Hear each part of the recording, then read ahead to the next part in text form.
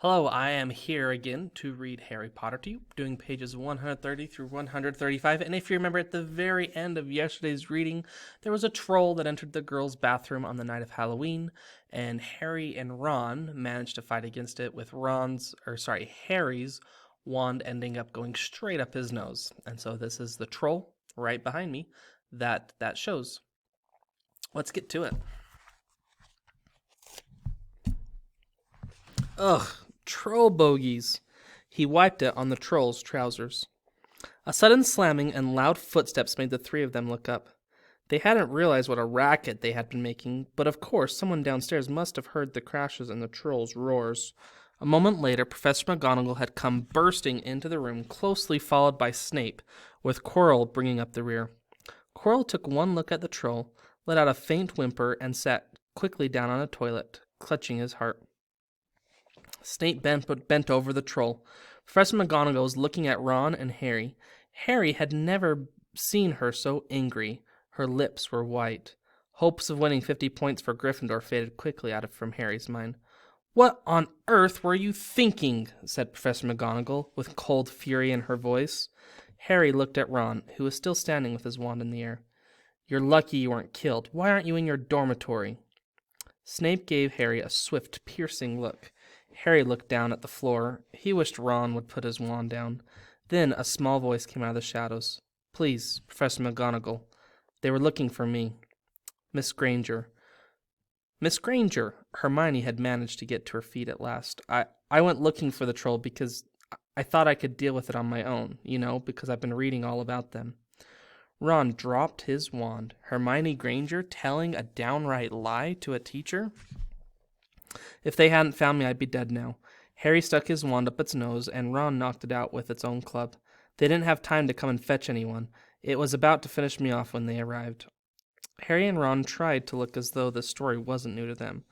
"Well, in that case," said Professor McGonagall, staring at the three of them, "Miss Granger, you foolish girl, how could you think of tackling a mountain troll on your own?"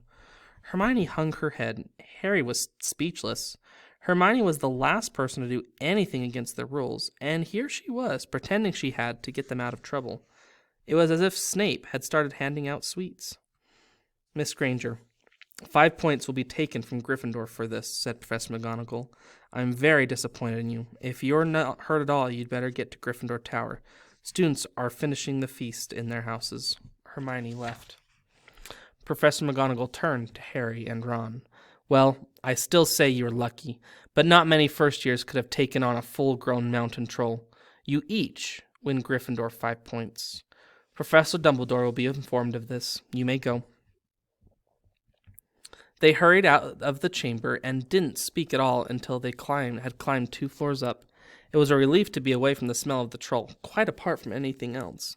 "We should have gotten more than 10 points, Ron grumbled. 5, you mean, once she's taken off Hermione's." "Good of her to get us out of trouble like that," Ron admitted. "Mind you, we did save her." "She might not have needed saving if we hadn't locked the thing in with her," Harry reminded him. They had reached the portrait of the fat lady. "Pig snout," they said, and entered. The common room was packed and noisy. Everyone was eating the food that had been sent up. Hermione, however, stood alone by the door waiting for them. There was a very embarrassed pause. Then, none of them looking at each other, they all said, "Thanks," and hurried off to get plates. But from that moment on, Hermione Granger became their friend. There are some things you can't share without ending up liking each other, and knocking out a 12-foot mountain troll is one of them. Chapter 11. Quidditch. As they entered November, the weather turned very cold. The mountains around the school became icy gray, and the lake like chilled steel. Every morning the ground was covered in frost.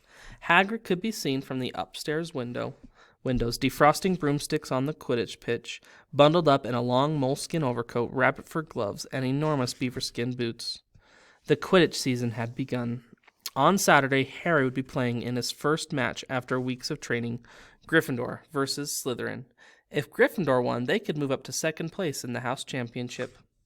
Hardly anyone had seen Harry play because Wood had decided that as their secret weapon. Harry should be kept, well, secret. But the news that he was playing Seeker had leaked somehow, and Harry didn't know which was worse. People telling him he'd be brilliant, or people telling him they'd be running him underneath him, holding a mattress.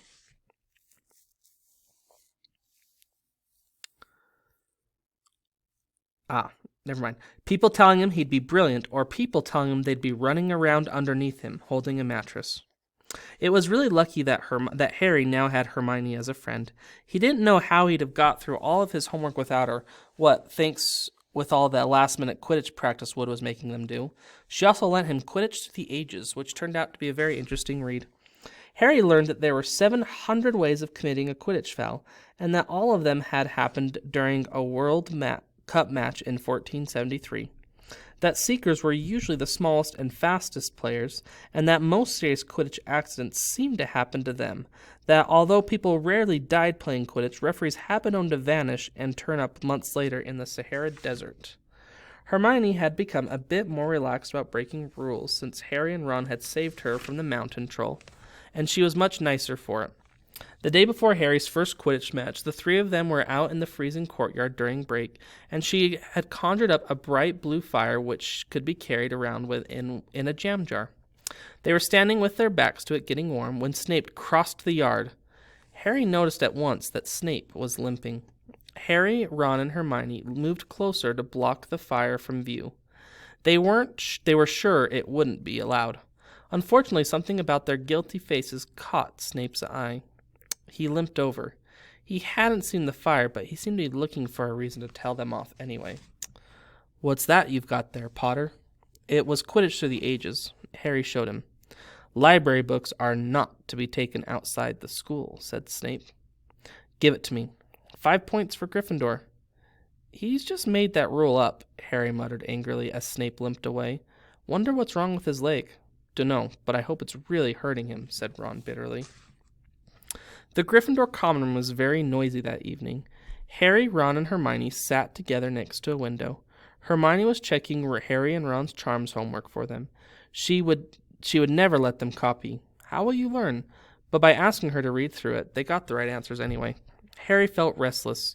He wanted Quidditch Through the Ages back to take his mind off his nerves about tomorrow. Why should he be afraid of Snape? Getting up, he told Ron and Hermione he was going to ask Snape if he could have it. "Rather you than me," they said together, but Harry had an idea that Snape wouldn't refuse if there were other teachers listening. He made his way down to the staff room and knocked. There was no answer. He knocked again. Nothing. Perhaps Snape had left the book in there. It was worth a try. He pushed the door ajar and peered inside. A horrible scene met his eyes. Snape and Filch were inside, alone. Snape was holding his robes above his knees. One of his legs was bloody and mangled. Filch was handing Snape bandages. "Blasted thing," Snape was saying. "How are you supposed to keep your eyes on all three heads at once?" Harry tried to shut the door quietly, but "Potter!" Snape's face was twisted with fury as he dropped his robes quickly to hide his leg. Harry gulped. "I just wondered if I could have my book back." "Get out! Out!" Harry left before Snape could take any more points from Gryffindor. He sprinted back upstairs. "Did you get it?" Ron asked as Harry joined them. "What's the matter?" In a low whisper, Harry told them what he'd seen.